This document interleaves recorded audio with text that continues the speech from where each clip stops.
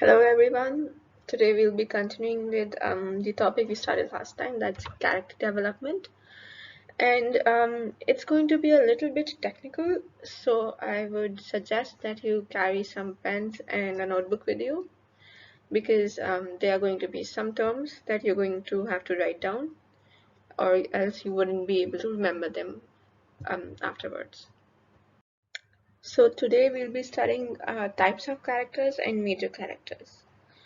Now, when I say major characters, it means the characters which should be included in any good stories, and it is important that all of these characters are in your book or in your short story, because these characters would play a major role in your story.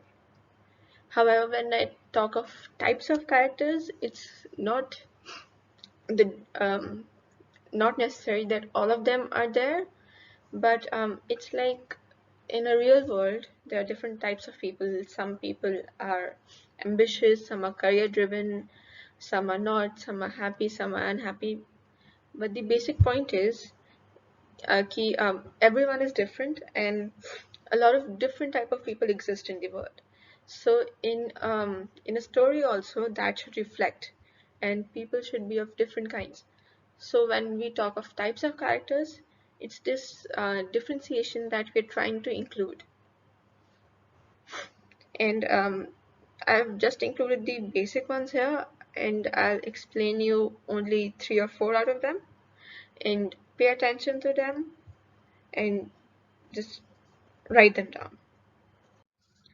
So first we have the protagonist.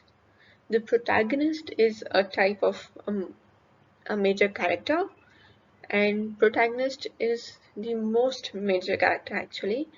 Protagonist is the main character of the book, the star of the show, as you may say. And since the protagonist is the star of the show, you need to make sure that it's the most well-written character in your story. And for that, you need to make sure that you've written a good character template for this character. And I've highlighted here, no protagonist is equal to no plot. So if you do not have a protagonist, you do not have a story, because a protagonist's actions and everything is what decides a plot. So it's very important to write a good protagonist so as to enhance your story. And I have a few examples here. We have first Peter Pan. Peter Pan is the protagonist of all the Peter Pan books. We have Harry Potter, who's the main protagonist in all the Harry Potter books. Then I have also included a picture of Three Idiots. Here, these three will be considered the main protagonists of the movie. So what you have also observed here is that there is more than one protagonist in this movie. So you can also do this if you want. Instead of having just one main protagonist, you can have 2 or 3 main protagonists. But what you need to remember is that the number should not be too high. At max have 4 or 5 protagonists, and even then include these many protagonists only if your story is very long. In a short story, it's good to have only 1 or 2 protagonists. Plus, the character templates of so many, the character templates become really complicated if you include so many characters. So to limit it, just keep it to 1 or 2. And remember that it's this character that the readers will care about the most. So you have to write a good characteristics for this person. And usually a protagonist is supposed to be a hero, but you can also make it a villain if that's what you want. But mostly 98% of the time, protagonists are the heroes of the story. The second most important character in any book or any short story is an antagonist. Now, the antagonist is the opposite of protagonist. Now, remember these terms, they are a little bit confusing, so write them down and practice it. but I'm sure you'll get it. So, coming back to antagonists. Antagonists are what are called villains of the story. And an antagonist's main job in the book or a movie or anywhere is to fight the protagonist. Most of the time, the protagonist is good and the antagonist is evil. However, isn't always the case. It can also be that the protagonist can be somewhat of a bad guy and the antagonist can be somewhat of a good guy. But this is rarely the case. What you need to remember is that the protagonist is the good guy and the antagonist is the evil one. And they usually play an just as important role in the story as the protagonist, because a story is based on the trouble that's caused, is based on drama, and there will be no drama if there's no fight, right? So an antagonist is the one who causes the fight, who causes the drama for the protagonist. So the antagonist's character sketch should be just as good. And since antagonist is usually not a good person, you will have to write character sketch such that it suits this person, right? So you cannot give him good character sketch, or if you are giving him a good character sketch, you need to make sure that it's something that there's something in the character sketch that can cause trouble for the protagonist, right? Maybe they have come from the same family, but the antagonist and protagonist since childhood have been enemies. So you need to make sure in the character sketch that there's something about the antagonist that will cause drama for the protagonist, because that's the main role of an antagonist in the story or in the movie or a book. So here also we have a few examples. The first is a Disney evil queen. She's from The Little Prince, The Little Mermaid, if you remember. She was the main antagonist for Ariel, The Little Mermaid. And then we have Voldemort, or you know who. He was the main antagonist in the Harry Potter series. Throughout the Harry Potter series, he opposed Harry and he caused a lot of trouble. He killed a lot of people. And then we have Gabbar from Sholay. Now see, it's not necessary that people hate your antagonists. For example, everyone hates Voldemort, but Gabbar, now he is an iconic character in himself, and he was so well written that even despite being the antagonists, people still love him. So it's not necessary that you make your readers hate your antagonists. You can also write a character sketch which makes people love them. So that's entirely up to you.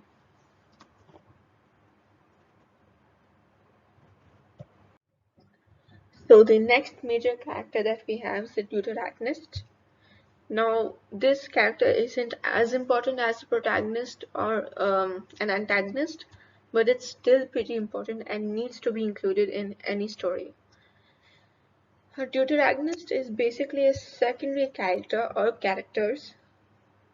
This is the character who is not exactly in the spotlight, but pretty close to it. This character can also be called the sidekick. This character is usually used to refer to a person or a group of persons whom the protagonist trusts the most. This can be the protagonist's friends, his or her mother, father, a mentor, a teacher, anyone whom he trusts and who helps him throughout the story and gives advice. So let's read what's written here. The second point says the Deuteragonist giving advice, plotting against their rivals, and generally lending a helping hand. This is the main role of a Deuteragonist. Now, not all secondary figures are friends. some are arch enemies, but even these less friendly Deuteragonists still lend depth to a story. Now, an arch enemy is used to refer to someone who we are not exactly friends with and someone we do not like, but still it happens sometimes, right, that a person you do not like will end up being the person whom you trust the most and will help you. So a deuteragonist can also be that kind of a person. Taking the examples, the first example we have is of Batman and Robin. Now here Batman will obviously be the protagonist, the main character of the story, and Robin is his trusted friend. And since this trusted friend has helped Batman throughout the series, he'll be called the Deuteragonist. Now, the second picture is of Harry Potter. Harry Potter and his friends. Harry Potter will be our protagonist, the main character, and his two friends on either side will be called the Deuteragonists as they guide and help him throughout the series. The last one is of Munnabai, and I'm sure you know who the deuteragonist in this picture is. I don't need to tell you, right? Anyway, so this is also a very important and vital character, and it should be well written, well thought out, and there should be a good character bio template for this character as well.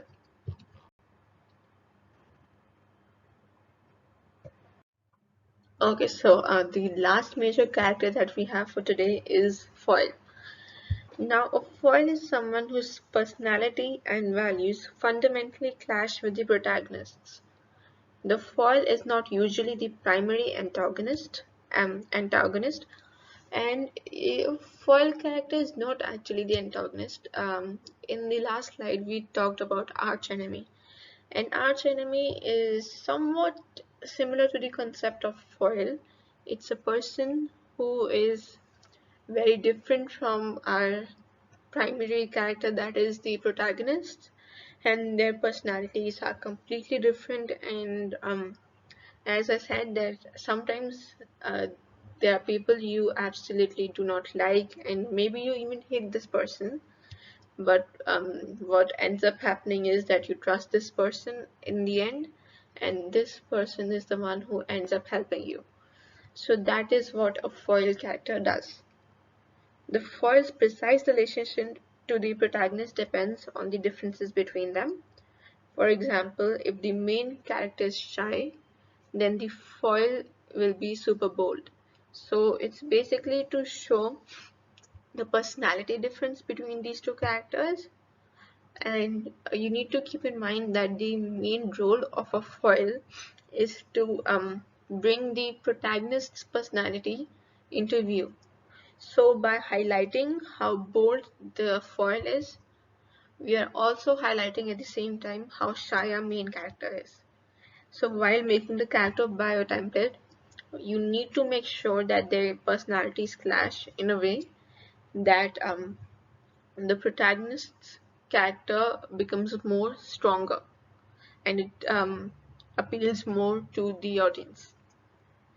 Now for a foil, I could only think of Draco Malfoy in the Harry Potter series.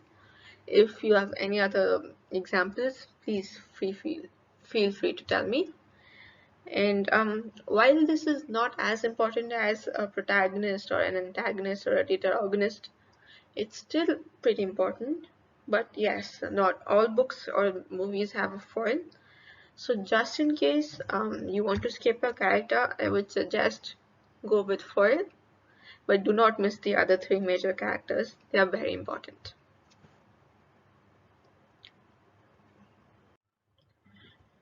And now we are done with major characters for the day. We are moving on to different types of characters. So the first type of character, and the most important type of character that I would like to introduce, is the dynamic characters. A dynamic character is one who changes over the course of story. They often evolve to become better or wiser, but sometimes they can devolve as well, which means that many villains are made through a shift from good to evil. So this means that a dynamic character is someone who shows the capability to change their personality. So they basically show their ability to learn from what's happening in their life and become better. But at the same time, if people can become better, they can also become worse. So what can also happen is that they were good in the beginning, our characters were good in the beginning, but because of what happened to them, they become bad. And those characters will also be called dynamic characters, because even if they're shifting from good to evil, that is still change, and that is a dynamic character, right? So the protagonist of your story should always be dynamic in the course of your narrative journey. These changes should come around subtly and naturally. And yeah, so this means that the protagonist is usually a dynamic character, because you want to show that your main character can learn, can change, and is not fixed in his opinions. But you also need to make sure that these changes do not appear out of nowhere and they look very sudden. You need to make sure that it goes with the flow of the story.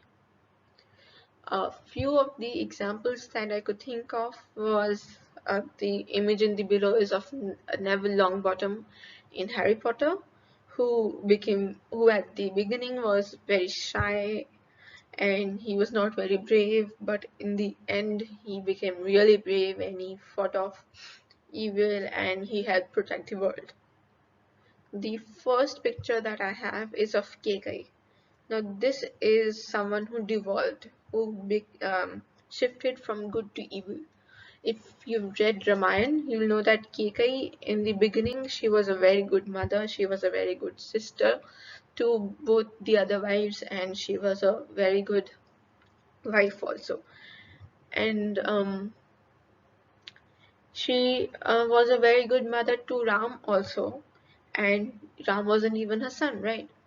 But then she got influenced by her maid, and poisonous thoughts started filling up her head, and she ended up becoming evil and banishing Lord Ram um, from Ayodhya. So this character was also a dynamic character who showed a shift or a change from good to evil.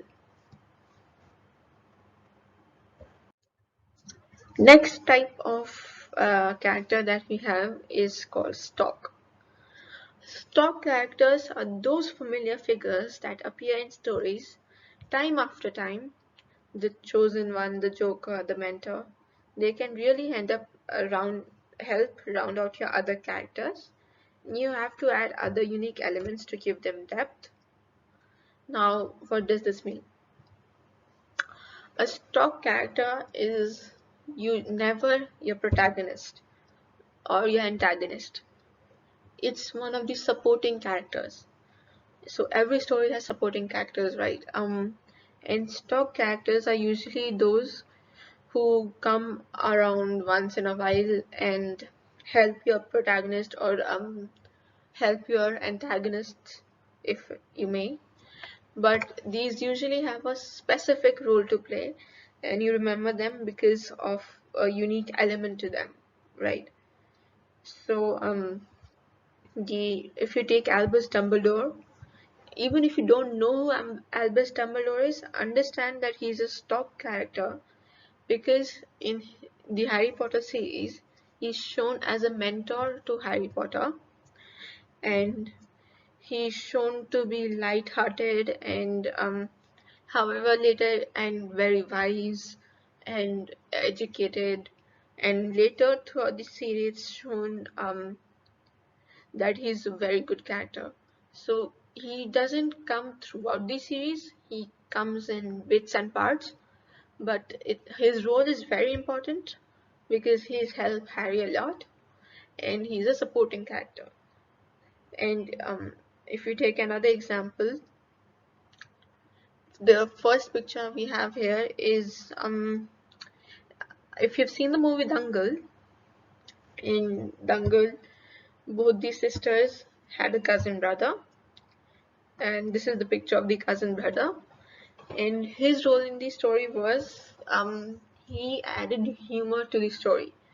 And now he wasn't the main character, but he played a pretty important role because he helped motivate his sisters, and also he provided a much needed comedy to the film, to the otherwise serious film. The film was very serious and emotional, and adding this character made it a little bit lighthearted. So every stock character needs to have a certain unique element and add something to the story. And as I said, these are never the major characters. They usually play just a supporting role. So the last type of character we have for today is a static character. A static character is someone who does not change throughout the series. They remain the same, their character sketch remains the same. They do not learn and change from their life experiences and from the mistakes.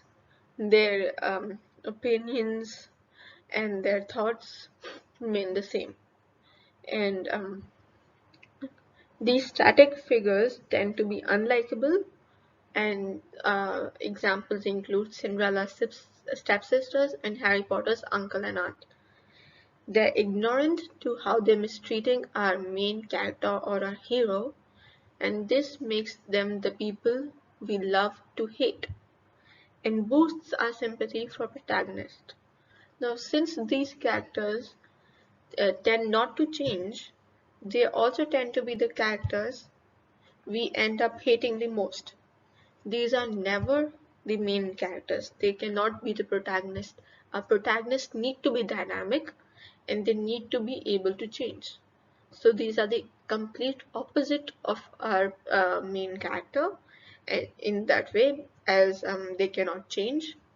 And these are supporting characters which are introduced to show that sometimes, even though people usually learn from the mistakes, there are people who don't learn from their mistakes. And it is to bring this aspect into the story that we introduce static characters. They remain the same throughout the story. Now, as I've already told you that they are never the main characters of a story because they need to be dynamic and they need to be someone who learns from their mistakes. There are certain times, actually there is only one exception that I can think of to this rule, and that is Sherlock Holmes. Sherlock Holmes is the main character, but however, he's not a dynamic character, he is a static character. And this seems to work for him because he's very famous and people love him. But this is not the case. In fact, if you introduce a static character as a if you introduce a static character as your main character of the book, people usually end up hating the book or the movie. So make sure that your protagonist is always dynamic and does not become static. But a static character is also important to the story because it shows that while there are people who are willing to change and are able to change, at the same time people those who cannot change also exist, and you have to highlight that aspect also. Now the main role of a static character is to highlight the main character. How? Sometimes, for example, you have something good in front of you, but you do not realize how good it is unless you play something bad in front of it. And then you suddenly realize that yes, what I had was pretty good. And a static character does the same thing. The static character makes us realize how good the protagonist really is, or how evolved, or how, or the ability to change in the protagonist. So what the static character does is highlight the character sketch of our main character. With this, we're done with different types of characters, and we'll now move on to a different topic. Now, this is a small topic, and you need not study this in depth. You just need to understand the basic meaning behind this.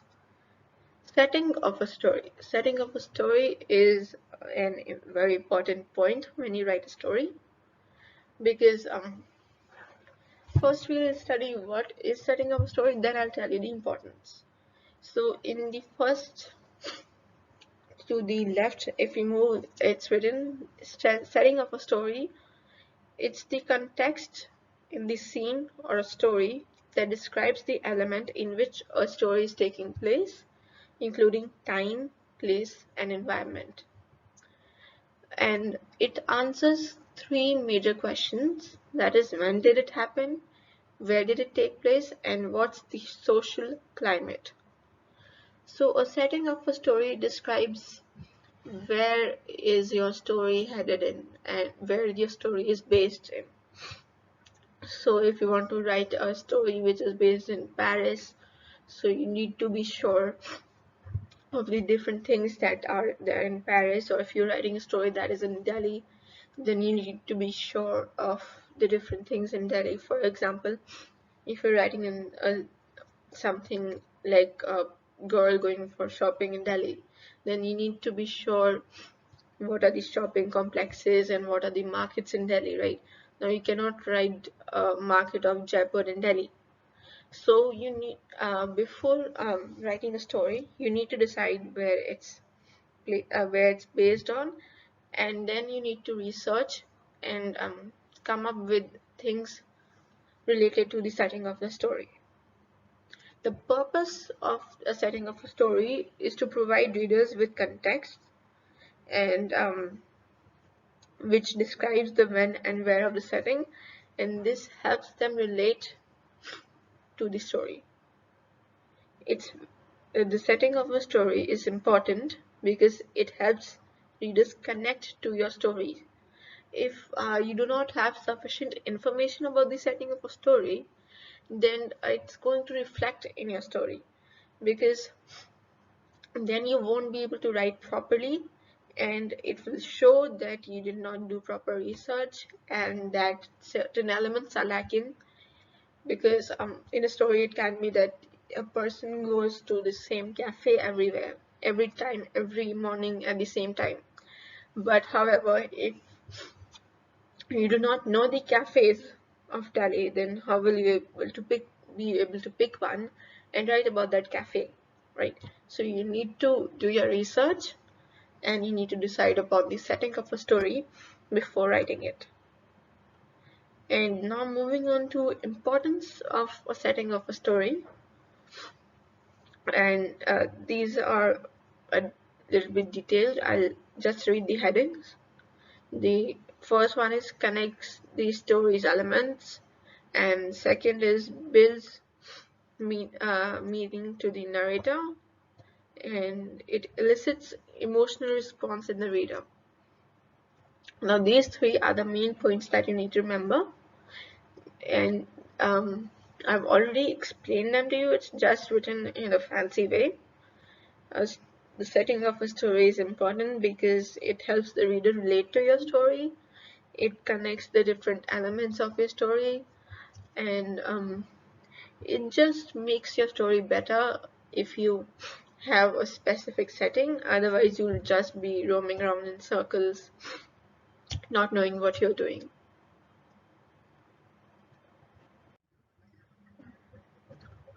While writing the setting of a story, these are the main questions you should be asking yourself. The first question is, where did it take place? And this is the most important question while writing the setting. The second question is, when did it happen? So maybe you've written a story that's based in future, and it's in the year 2050. So if it's in the 2050, then you need to think about what will be happening at that time. Maybe coronavirus is cured, but there's another disease. Maybe there are flying cars. You need to think more imaginatively and creatively, and what could happen in 2050. However, if you're writing a story in the past, then you need to make sure you have the correct facts. For example, if you're writing a story in 1950, then you need to be um, sure what kind of TV was available at that time, and what kind of music was there, what kind of laws existed at that time, and how much freedom was provided to women. You need to hash out these details before writing the story. The next question is, what's the weather like? So the weather and climate conditions also have an effect on the story. For example, if you write a story that is based in Canada, then you'll see that there's a lot of snow and it's always cold. So your characters will usually be dressed always in sweaters or jackets, and their cars will be parked in garages, and they'll have to shovel snow every day, and there'll be a fireplace. Or maybe they are living in Goa where it's always hot, and so the weather conditions decide certain characteristics and certain things in your story. So and the weather conditions are usually linked to where your story takes place. The next question we have are, what are the social conditions? Social conditions mean the government, the laws, the society. So if you're writing a story that's based in the Middle East in some Muslim country, then you have, and if your main character is a woman, so there'll be a lot of restrictions and a lot of laws which will prevent her from doing many things, and you have to be careful that you don't break any of that you don't override any of these laws, and you don't forget these laws, because if your character is breaking one of these laws, then you also need to show that there's a repercussion to breaking those laws, and maybe the police catches her, or maybe she starts a revolt against those laws. But the basic point that I'm trying to make here is, you need to make sure that whenever you write a story and wherever the story is based in, you're well versed with what is happening around in that place. The next question is, what is the landscape like? This is just to enhance your story. So once you know that maybe if you're writing a story in Delhi, then this is a metropolitan city and there are a lot of tall buildings, there's not a lot of greenery. And however, if you're writing a story that's based in Shimla, then you can write on about how in the mornings you can see the sunrise so well. Sorry, and you can see the natural beauty from there. So this is basically just to enhance your story. The last the last question is, what special details to add? Now this will differ from every story, and you need to find these on your own. If you're writing about Delhi, for example, there might be a special store that your character likes to go to, or a special secret spot that your character and her or his friends spend their time. So these special details are subjective, and you need to find these for yourself. Now here we have an example of a setting of a story. It's about the life of someone living in Paris in 1935 on a residential street. Let's break this down. Here we have used different five senses we have to describe the setting of a story. First, on the top left hand corner, we have the smell of bread from bakery in the morning. Now, in Paris, Paris is famous for its food, and especially for its baked goods. And if you go to Paris, you'll see that in almost every street there's a bakery. So it's very possible that when this person lived in 1935 on the residential street, that the street had its own bakery. So if the street has its own bakery, and the bakery would make its own breads and muffins in the morning. The smell of the bread would spread throughout the street. So in this information you can only gather once you know that there were a lot of bakeries in Paris at that time. The second sense we have is the sound. The sound is here used to describe the sound of horse carriages in the distance. Now this shows that the this shows the transport form at that point of time. You cannot say that she was traveling or he was traveling through a limo. You have to search to see what kind of transport was available in Paris in 1935, and that is how you will make your characters travel.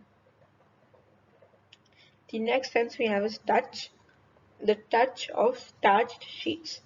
Now this is a social condition, and you need to search about these and research a lot so you can find out what kind of things were available then, and how were these things used. The next is taste of tea at the breakfast table. Now tea is a very important beverage nowadays also in Paris, but at that time there were special tea parties also which were conducted and hosted in Paris. So again, this is also a social condition which you will need to research. The last is sight, sight of the sunlight coming into the kitchen. Now, this is the answer to the question, the landscape, right? Now, this isn't factual, and this is just to enhance the story. It cannot be right or wrong, but yeah, there is a little bit of element of fact to it. That is, that buildings were not very tall then, so a lot of sunlight used to come into the houses at that time. But for example, if you take Delhi now, and if you live in an area where there are a lot of tall buildings, then for the apartments at the ground level, it's sometimes hard for them to get proper sunlight. So while this is not an factual, exactly factual, but it enhances the story, and it provides the reader with a visual image of where the character lives, and he's able to use his imagination to form sort of a replica of what you're saying in his head. So we're done for the day, and we move on to the activity. The activity is pretty simple, and I think you like it. You have to pick any movie or book. So you watch a movie that you like. It can be Bollywood, it can be Hollywood, any movie you like. Or if you do not want to watch a movie, then you can read a book, your choice. But while reading the book or watching the movie, what I want you to do is I want you to write the characters that are mentioned. And now you do not have to describe those characters, you just have to mention which character in the movie was the protagonist, which character was the antagonist, which was the foil, which was a dynamic character. So basically all the characters that you studied today, I want you to make a list of those characters according to the movie or book you watch. Just write the name of the character, and in front of them write dynamic character or protagonist or whatever. Now you have to keep in mind that the same character can be a dynamic character and a protagonist, right? So there can be don't get confused. You can also write a dynamic character can also be a protagonist, and this can happen with certain other characters also, but it cannot be that the same character is a protagonist and an antagonist at the same time. So I hope you like the class, and I'm signing off until next time. Bye.